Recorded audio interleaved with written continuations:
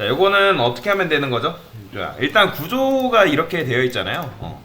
자, 요것도 사실 뭐 어려운 건 아니죠. 저는 이제 요걸 한꺼번에 만들 건데, 여러분들이 이 구조를 잘 아시면 굉장히 좋습니다. 일단 실제로 여러분들이 UL만 단독으로 쓰진 않습니다.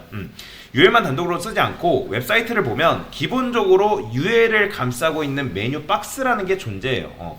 뭔가를 만들 때 단독적으로 쓰지 않고 메뉴 박스라는 걸 감싸가지고 그 안에다가 구성 요소를 넣게 되어 있거든요.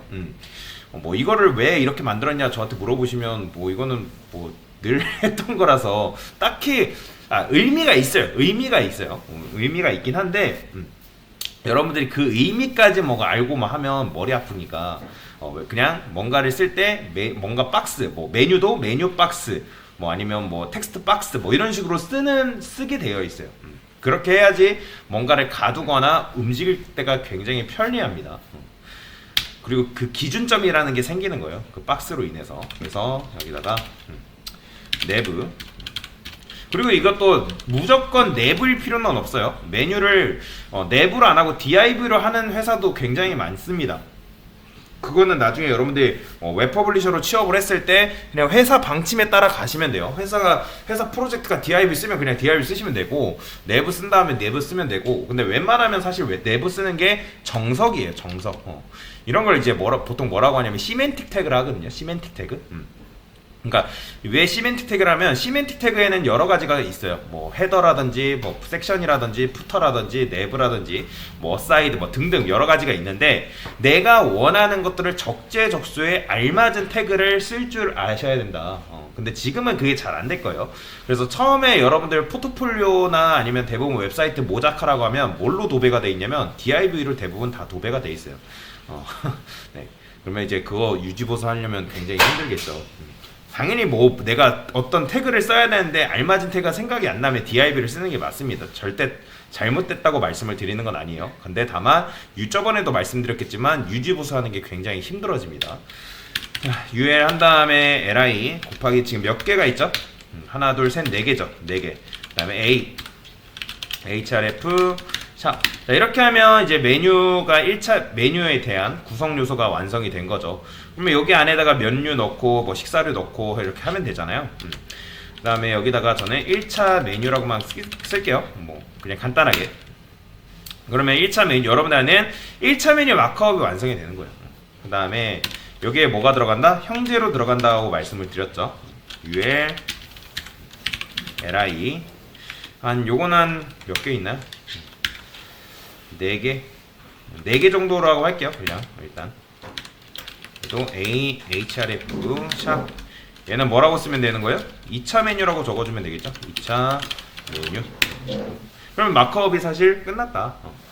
자, 그러면 여기서 이제 요것만 복사를 해서 넣어주면 되겠죠? 왜 제가 이렇게 붙였냐면, 띄어쓰기 하면 여기만 더블 클릭하면 고치기가 좀 힘들거든요. 좀 꿀팁인데, 이렇게 붙여서 하면 나중에 붙여있는 텍스트 같은 경우는 여기 더블 클릭 2번 하면 이렇게 전체 지정이 되기 때문에 컨트롤 X 하시고 이렇게만 해주면 붙여넣기가 편해져요. 그냥 소소한 꿀팁이라고 생각하시면 됩니다. 소소한 꿀팁.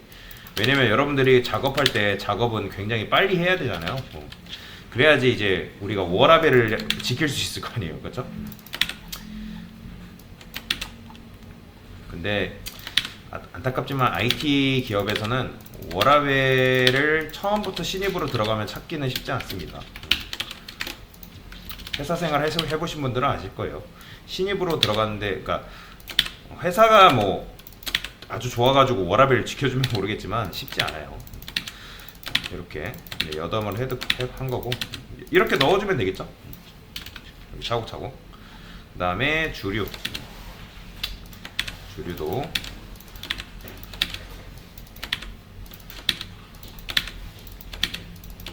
됐어요. 이렇게. 그래서 이런 식으로 만들면 이게 우리가 아는 메뉴가 완성이 된다. 자, 그런데 중요한 게 있죠. 우리가 간과한 부분이 있었죠. 뭐 사실은 A로 만들게 되면 이렇게 하는 게 맞는데 지금 얘는 A가 아니잖아요. 근데 이것도 사실 제가 최근에 알아낸 방법인데 원래는 이게 스판으로 지금 감싸는 게 맞아요. 여러분들 스판으로 감싸는 게 맞습니다. 스판으로 감싼 버전 보여드릴게요. 지금 A로 감싼 버전인데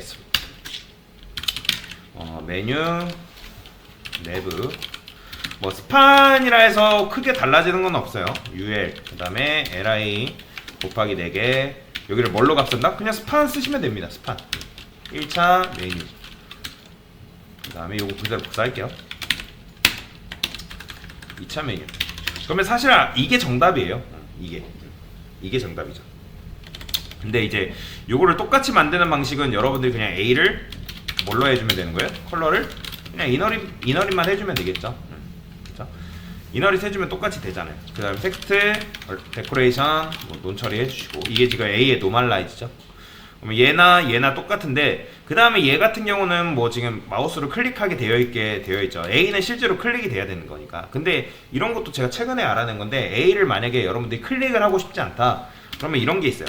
커서 이건 잘 안 쓰는데 커서 디폴트라는 게 있습니다. 커서 디폴트를 쓰게 되면 클릭이 안 돼요. 보이죠? 손가락 표시 안 나오죠. 이거는 의외로 쓸 일이 어쩌다 한 번인데 이걸 굳이 외워서 그럼 써야 되냐? 그건 아니에요.